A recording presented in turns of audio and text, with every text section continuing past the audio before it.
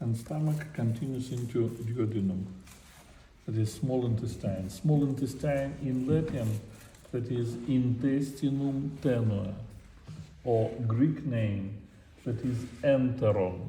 And small intestine consists of duodenum, jejunum, and ileum. Duodenum.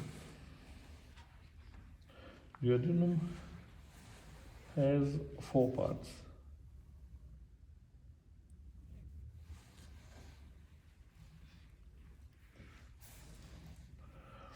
Superior part, number 1. Then descendants part, horizontal part, and ascendants.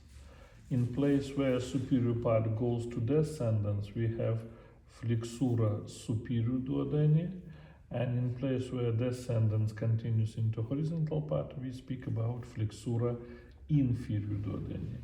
And the place where duodenum continues into jejunum, this flexura is flexura duodena jejunalis. Beginning of superior part has short longitudinal folds, and after that start fast circular fold. And this short part of duodenum in the beginning, that is bulbus duodeni, or ampule of duodenum. And this ampule supplies by peritoneum the same like stomach. How is it? Intraperitoneal position. All another parts of duodenum has extra peritoneal position. Only anteriorly it supplies by peritoneum. Extra peritoneal position.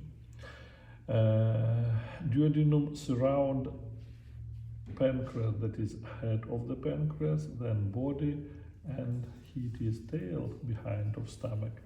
And that is why duodenum surround head of the pancreas. And I already said that in small intestine we have circular folds of mucous membrane. Everywhere in small intestine we have circular folds, except ampule of duodenum, and in descendants part of duodenum we have one longitudinal fold, that is plica longitudinalis duodeni, and this fold has papilla duodeni major. This papilla, that is place where ampulla hepatopancreatica opens into the duodenum, and this ampule receive pancreatic duct, ductus pancreaticus joined with common bile duct, ductus haledachus, and together these two ducts opens into the ampulla hepatopancreatica, and ampule opens into the duodenum in papilla duodeni major. That is why bile and pancreatic juice comes to duodenum through papilla duodeni major. Sometime, proximally, maybe lesser papilla duodeni minor. And in this lesser papilla, accessory pancreatic duct, ductus pancreaticus accessorius, opens into the duodenum. Above of superior part, we have what? What is it? Liver. Behind of descendants part, we have right kidney and adrenal gland. In front of descendants part, we have transverse colon and mesocolon transversum. In front of horizontal part, we have superior mesenteric artery, and behind of horizontal part, we have abdominal part of aorta. That is synthapia and skeletotapia. Superior part is at the level of L1, the same like pyloric opening. Descendants part goes to the level of L3, and ascendants part finish at the level of L2. Next, that is jejunum, and jejunum continues into the ileum, and ileum opens into large intestine. There is no clear border between jejunum and ileum. Impossible to set where jejunum finished and where ileum started. But these two departments has main common feature, that is presence of mesenterium. We said that it is intestine, that is peritoneum, and if peritoneum surround intestine from all sides, that is intraperitoneal position, usually it has mesenterium. These two layers of peritoneum, that is mesenterium. Here vessels and nerves comes to intestine. And jejunum and ileum, both of them has mesenterium. That is why we speak that these two departments, they combine in one name. Mesenterial part of small intestine, intestinum tenue mesenteriale, because they have mesenterium. And what about differences between jejunum and ileum? Oh, first of all, everywhere in digestive tract, in esophagus, in stomach, in small intestine, the same in large intestine, everywhere, we have lymphoid follicles, folliculi lymphoidei solitarii. This lymphoid tissue, it's participating in protection from infection, the same like adenoids, like palatine tonsil, lingual tonsil. That is lymphoid follicles, folliculi lymphoidei solitarii. But in ileum, only in ileum, these follicles combine together and forms aggregates follicles, aggregates or pairs patches. These aggregate follicles we can see only in ileum. In jejunum, aggregate follicles are absent. That is why, look here, this is small intestine. That is mesenterial part of small intestine. Here should be mesenterium. No, here we cut mesenterium, but it is mesenterial part. And it is impossible to answer what is this intestine. Is it jejunum or ileum?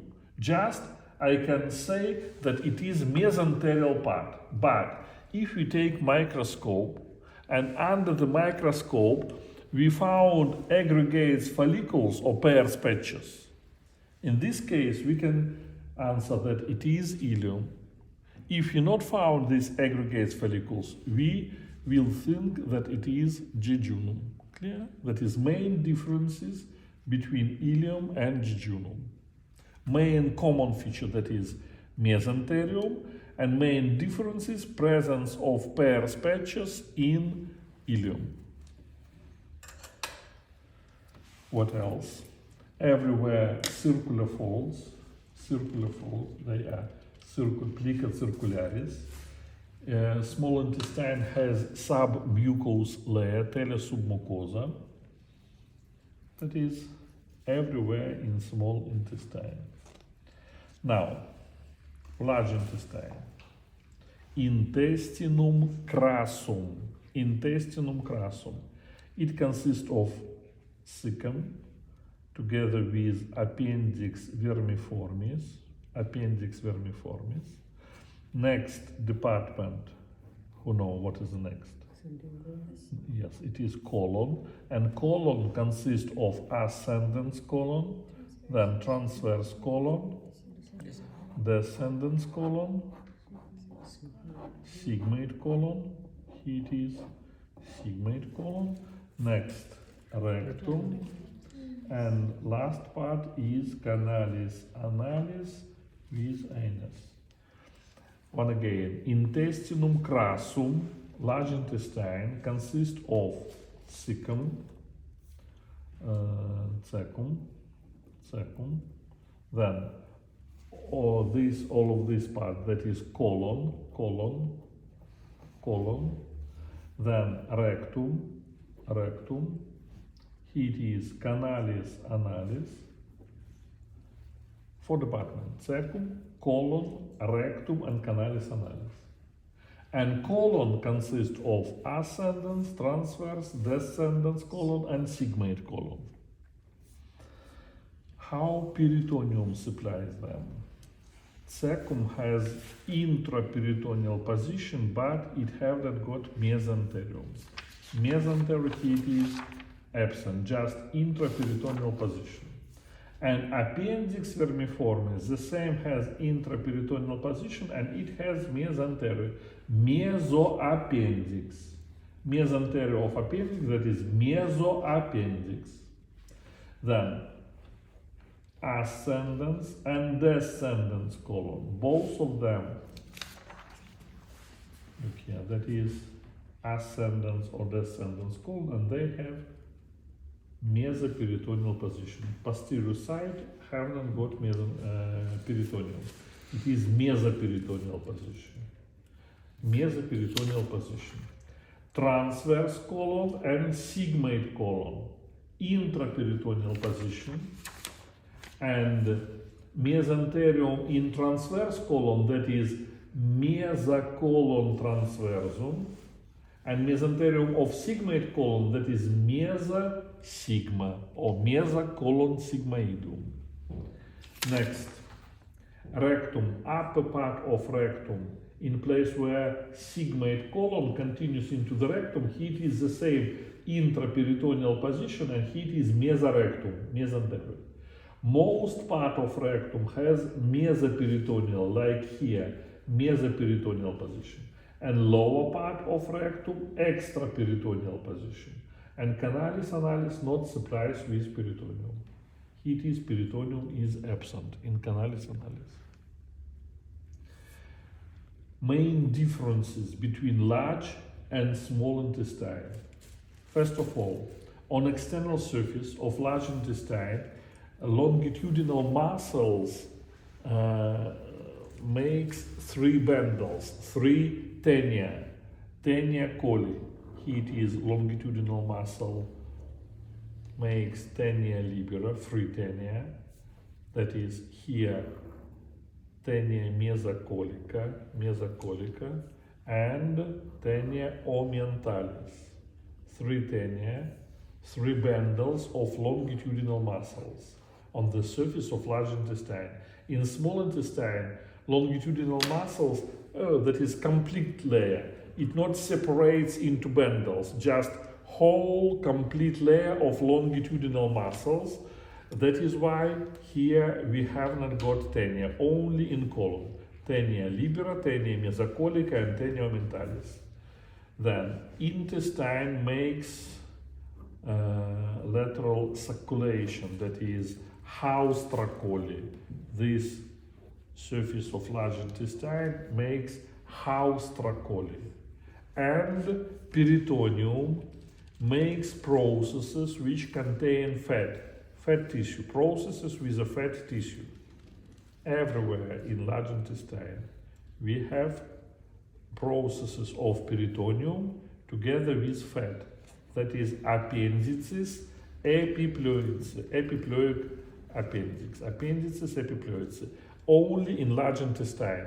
These 3 visual differences, what we can see in preparate, external differences between large and small intestine. What else? Internal. It is circular folds. In large intestine, semilunar, half moon, semilunar folds. It is, we have telesubmucosa. In large intestine, telesubmucosa is absent. Villi intestinalis we can see in small intestine. In large intestine, they are absent. Alkaline medium in small intestine and acid medium in large intestine, and differences in function. Position of appendix vermiformis. Most frequently it has medial position or descendants position. Sometimes appendix vermiformis may be behind of cecum, behind of it. we speak about retrocecal position, and sometimes is behind of peritoneum, retroperitoneal position. And in time of acute appendicite, in time of inflammation of appendix vermiformis, look here, that is anterior abdominal wall, like at the blackboard. We speak about it is spina iliaca anterior superior and horizontal line which join together these two anterior superior iliac spine. And if we subdivide this line into three parts, right third and medial third, between them lance point, that is projection of pain in time of acute appendicite in lance point, or that is umbilical ring, and here it is line which is joined umbilical ring and superior anterior iliac spine on the right side. And if we subdivide this line into three parts, this point on the border between the right and medial side, that is Mac-Bournay point. That is 2 points where more frequently we have painful in time of acute appendicite. You need to know both of them. Now, what we can see in preparation.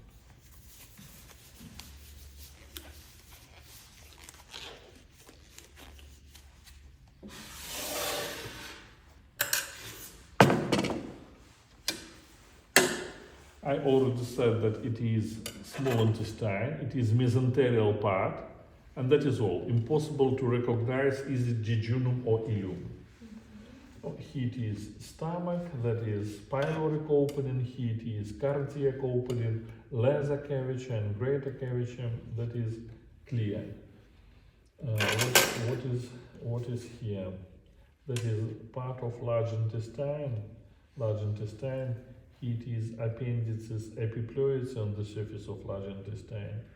Here it is not very clear to see Tenia coli, but now we go to the museum and I show you another preparate. That is here